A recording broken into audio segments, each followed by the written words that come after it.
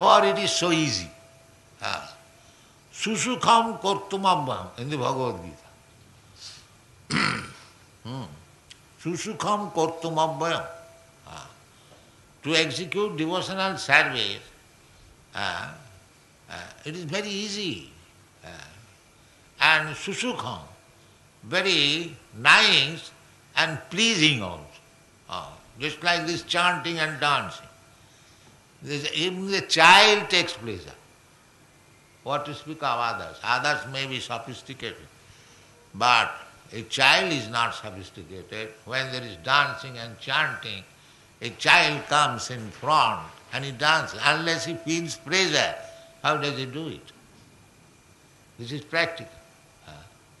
He has not been taught, but he comes. As soon as he comes, he also takes part with the elderly person, chanting and dancing. And if you give him prasadam, he will also accept. Anyone will accept. Therefore, in the Bhagavad Gita, it is said, Susukham and Kortum Abhayam. Kortum Abhayam. Abhayam means whatever little service you render, that is permanent settlement.